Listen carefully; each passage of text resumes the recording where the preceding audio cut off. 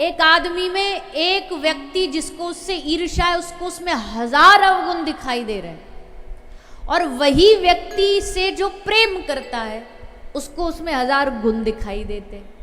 अब बताओ उस आदमी में गुण ज्यादा है कि अवगुण ज्यादा है? वो तो सेम की सेम है ना, तो उसमें गुण है ना अवगुण है। ये देखने वाले व्यक्ति के नजरिए में फर्क है कि वो उसमें देखना क्या चाहता है। जैसे मक्खी नहीं होती, मक्खी हर 1000 अच्छी चीज छोड़ करके जहां शरीर पर जख्म होगा वहीं बैठेगी जा करके। वैसे ही हमारी दृष्टि है, हमारी दृष्टि, हमारा नजरिया जिसके लिए जैसा है हमें वही दिखाई देता है। एक बार भगवान श्री कृष्ण ने दुर्योधन को कहा कि जा इस पूरे राज्य में कोई एक अच्छा आदमी ढूंढ के ला।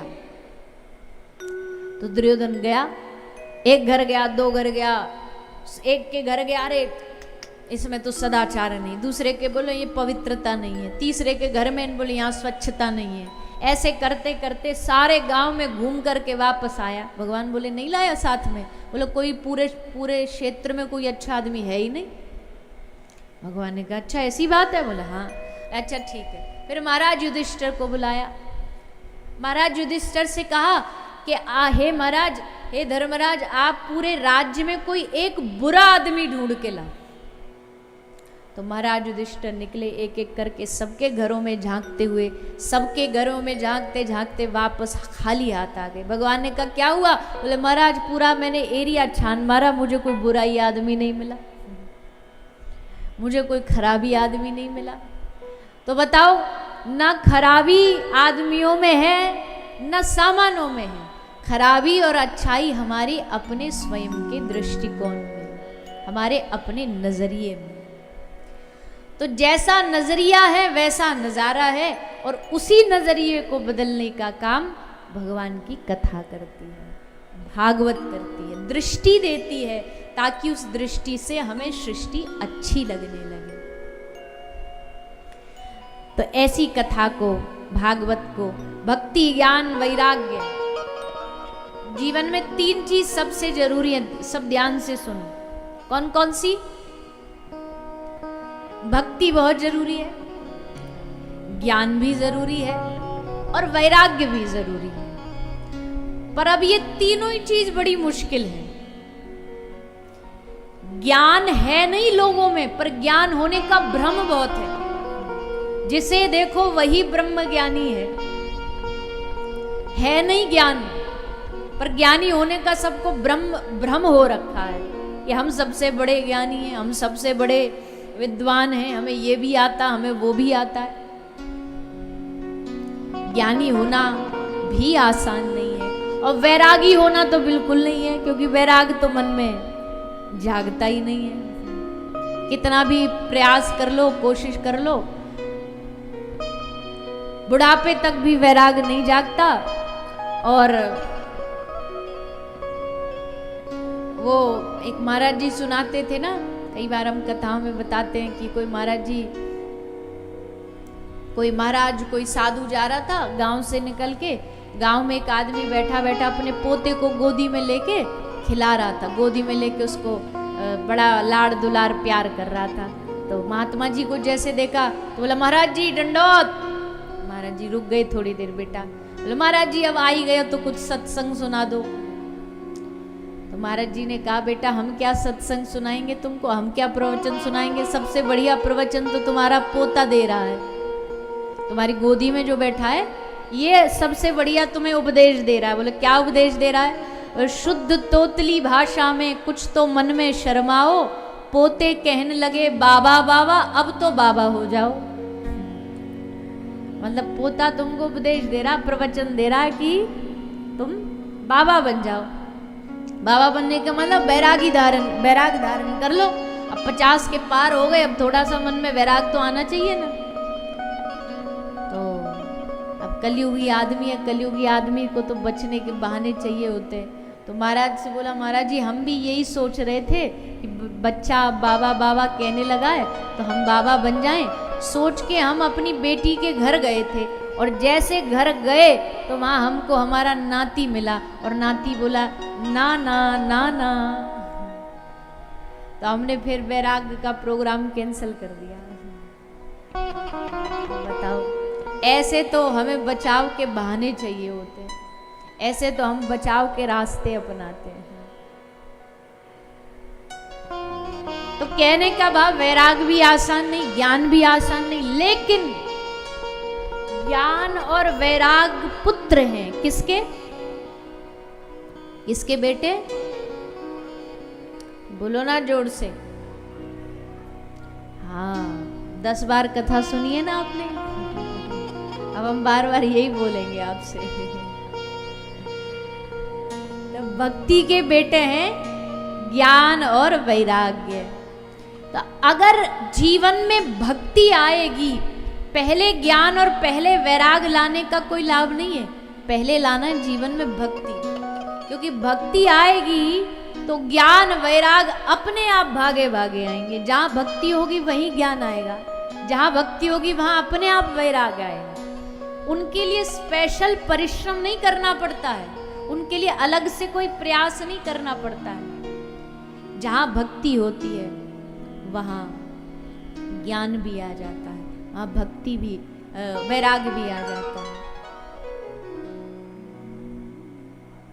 लेकिन भक्ति है क्या? प्रभु चाह में चाह मिलाने को,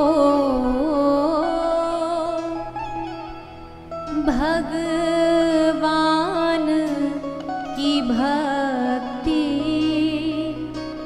कहते हैं। प्रभु चाह में चाह मिलाने को, भगवान की भक्ति कहते हैं।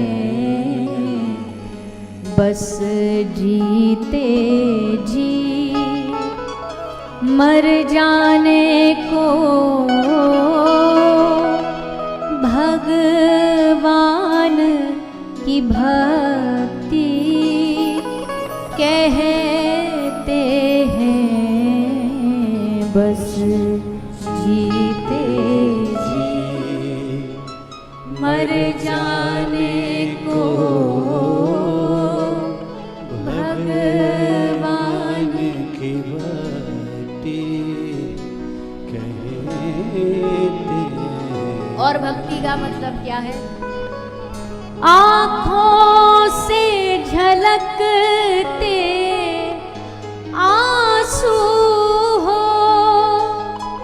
और अधरों पे मुस्कान रहे। आँखों से झलकते आंसू हो और अधरों पे मुस्कान रहे। एक संग में रोने गाने को,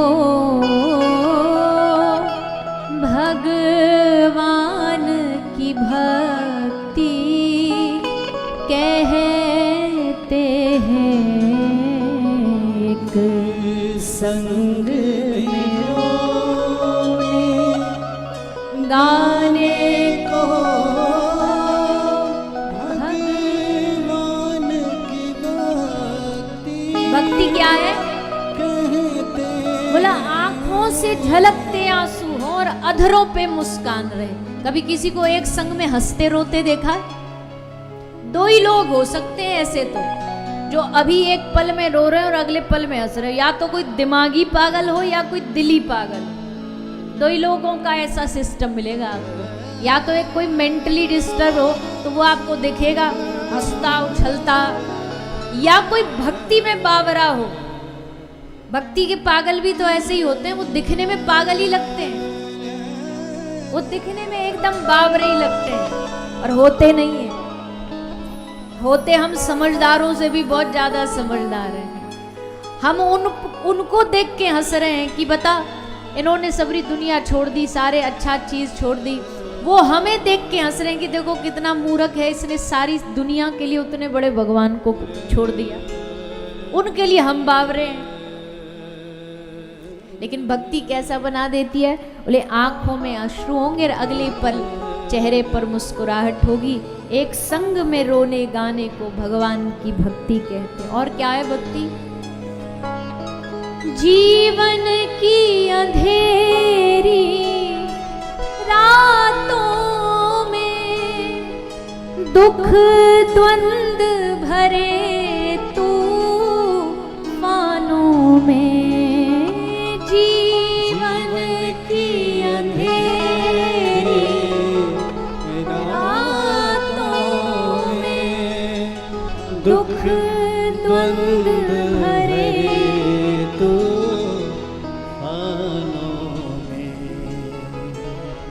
विश्वास का दीप जलाने को भगवान की भक्ति कहते हैं। विश्वास का दीप जलाने को भक्ति क्या है? विश्वास का दीपक जब दुख द्वंद भरे तूफानों में, चाहे जीवन में कितना भी अंधेरा चल रहा हो, कितनी भी विपत्ति पीड़ाएं चल रही हो, कितने भी कष्ट चल रहे हो, पर उन पीड़ाओं में भी जो विश्वास का दीप जलाना जानता हो, जो भरोसे का दीपक जलाना जानता हो, वही भक्ति कर सकता है।